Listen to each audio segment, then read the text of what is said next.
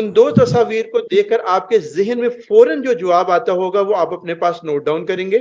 اور تقریباً 10 سیکنڈز کا جو تھنکنگ ٹائم ہے اس کے بعد ہم اس ڈسکشن کو سٹارٹ کریں گے۔ تو میں نیکسٹ سلائیڈ کے اوپر آ کر آپ کو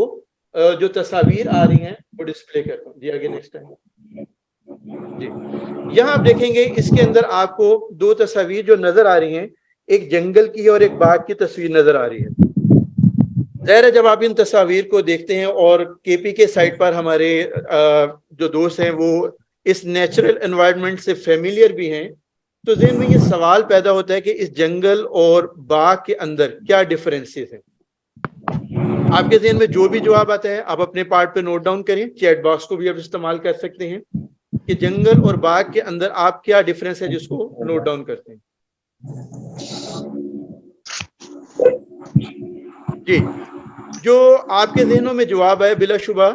جنگل اور باغ کو جب ہم آپس میں کمپیئر کرتے ہیں تو ہمیں نظر آتا ہے کہ باغ جو ہے جنگل کی نسبت آرگنائزڈ ہوتا ہے، اس میں ہمیں ایک آرڈر نظر آتا ہے، سیمیٹری نظر آتی ہے،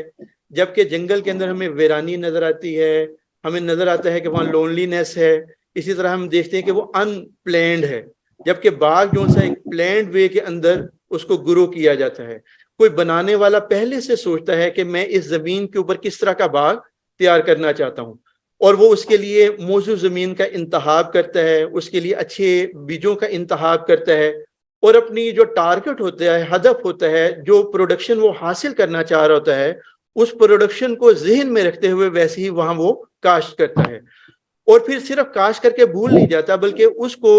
گروتھ کے ہر مرحلے کے لیے جس جس چیز کی ریسورسز کی ضرورت ہے، زمین کو تیار کرنا ہو، پانی دینا ہو، یا پودا جب تھوڑا سا نشو نما پا کر زمین سے باہر نکلتا ہے تو اس کی نگہداشت کرنا، کسی طرح کے جنگلی جانور سے یا کیڑے مکوڑوں سے اس کو بچانا، تو یعنی ہر مرحلے کی ضروریات کا خیال رکھنا اور وہ تمام ریسورسز کو پرووائڈ کرنا، یہ ہمیں باغ کے اندر ایک مالی کی شکل کے اندر نظر آ رہا ہے۔ اب ظاہر ہے کہ یہ جو چیز آپ نے دیکھی ہے جنگل اور باغ کے اندر، تو جنگل تو خود بخود ہی اگ جاتے ہیں، لیکن باغ خود بخود ہی اگتے نہیں ہیں، ان کو لازماً کسی کو بنانا پڑتا ہے، اور اگر کوئی فرد ان کی نگرانی کے لیے موجود نہ ہو تو ظاہر ہے وہ باغ بھی باغ نہیں رہیں گے، بلکہ نگرانی نہ ہونے کی وجہ سے، توجہ نہ ہونے کی وجہ سے، کیئر نہ ہونے کی وجہ سے وہ باغ بھی کس میں تبدیل ہو جائیں گے؟ جنگل میں تبدیل ہو جائیں گے۔ تو اس لحاظ سے اگر ہم یہ کہیں کہ ہم اپنے بچوں کو کیسے دیکھنا چاہ رہے ہیں، تو ظاہر آپ یقیناً اس سے ایگری کریں گے کہ پاکستان کے اس معاشرے کے اندر مستقبل ہمارا کیا ہے؟ ہمارا مستقبل ہمارے یہ بچے ہیں جو اللہ تعالیٰ نے ہمیں سپرد کی ہیں۔ ان بچوں کو اگر ہم اچھے انداز سے گروم کرنا چاہتے ہیں تو ہمارے ذہن کے اندر یہ اہداف ہونے چاہیے کہ ہم ان کو کیا بنانا چاہ رہے ہیں، ان کو کس طرح کے ریسورسز ریکوائرڈ ہے، ہمیں کس طرح کی ان کی کانٹ چھانٹ کرنی ہے، ٹریمنگ کرنی ہے، جس کے نتیجے میں یہ اپنی بہترین بہار دنیا کو دکھا سکیں۔ تو اس لحاظ سے ہمارا آج کا یہ سیشن بہت امپورٹنٹ ہے، جس کے اندر ہم یہ دیکھیں گے کہ چائلڈ سائیکالوجی کیا ہے اور ہم کس طرح سے اپنی ذمہ داریوں کو بہتر انداز سے ادا کر سکتے ہیں۔ یہ اللہ تعالیٰ نے جنت کے جو پھول بچوں کی شکل میں ہماری گود کے اندر ڈالے ہیں، اور اساتذہ کے لحاظ سے ہمارے اوپر یہ ذمہ داری آتی ہے کہ والدین ہمارے سامنے یہ جنت کے اپنے پھول، اپنے تحفے جو سے ہمیں دے کر جاتے ہیں، اور ایک بہت بڑی ذمہ داری ہمارے اوپر آ جاتی ہے کہ یہ جو منی پاکستان جو کلاس روم کی شکل میں ہمارے پاس موجود ہے، تو ہم مستقبل کا پاکستان کیسا چاہتے ہیں؟ جیسا منی پاکستان یہ ہمارے پاس بنے گا کلاس روم کی شکل کے اندر، انشاءاللہ 2030 کا، 2040 کا اور 2050 کا پاکستان یہ انہی بچوں کی شکل میں ہمیں اپنے مستقبل کی صورت میں نظر آئے گا۔ جس طرح کی چیزیں ہم ان کو گروم کریں گے، ڈیولپ کریں گے، گائیڈ کریں گے، نرچر کریں گے، ویسے ہی یہ انشاءاللہ مستقبل کے اچھے شہری بنیں گے۔ اور اگر آپ کو کوئی فرد ایسا نظر آ رہا ہو جو ان پھول کی پتیوں کو نوچ رہا ہو، ان کو مسل رہا ہو، تو ظاہر آپ کہیں گے کہ یہ کیسا ظالم آدمی ہے کہ اس کے دل کے اندر اس پھولوں کی محبت موجود نہیں ہے، اس کے اندر یہ احساس موجود نہیں ہے کہ اللہ تعالیٰ نے جو ان کو حسن دیا ہے، جو ان کی خوبصورتی دی ہے، یہ ان کی خوشبو سے پوری دنیا کو معطر ہونا چاہیے، یہ کیسا ظالم آدمی ہے کہ ان پھولوں کی پتیوں کو نوچ رہا ہے اور مسل رہا ہے۔ لیکن اگر ہم اپنے اس معاشرے کو غور کرتے ہیں، اپنے اسکولوں کا تجزیہ کرتے ہیں، تو نظر آتا ہے کہ شاید کہیں ہمارا یہ رویہ تو نہیں ہے کہ ہم ان بچوں کو جس طرح کی کیئر کرنی چاہیے، ان کو ग्रूम करने के लिए जिस तरह के रिसोर्सेज चाहिए, जिस तरह की इनकी केयर की जरूरत है, हम शायद वो उस तरह से नहीं कर पा रहे। अगर हमारा रवैया ये है और हम इन बच्चों के लिए केयरिंग और ग्रोथ एटीट्यूड नहीं रखते, तो हमें अपने मामलात को रीथिंक करने की जरूरत होगी। इसलिए अगर मैं ये कहूं कि हमारे इस सेशन के अंदर हमारा टारगेट क्या है, तो हम बेहतरीन एक शख्सियत को तैयार करना चाह रहे हैं, एक ऐसी शख्सियत जो जज्बाती लिहाज से, जिस्मानी लिहाज से, तहलीकी सलाहियतों के लिहाज से, माशरती लिहाज से, रूहानी लिहाज से एक मतवाजन शख्सियत हो, जिसके अंदर वहदत फिक्र भी हमें नजर आती हो और वहदत अमल भी नजर आती हो। और ऐसी मुस्बत शख्सियत की तमीर यही दर हकीकत स्कूलों की बुनियादी जिम्मेदारी है। इसको अगर मैं एक वर्ड के जरिए जाहिर करना चाहूं तो वर्ड क्या होगा? आस्क। आस्क से मेरी मुराद क्या है? आस्क में ए इज फॉर एटीट्यूड, ए क्या है? एटीट्यूड, और एस क्या होगा? स्किल, और के क्या है? नॉलेज। इसका मतलब है एक बच्चे की शख्सियत को अगर हम बात करें, विजुलाइज करें, तो हम स्कूलों के अंदर, इदारों के अंदर अगर हम उसको भेज रहे हैं तो हम उसके अंदर 3 तब्दीलियां देखना चाह रहे हैं।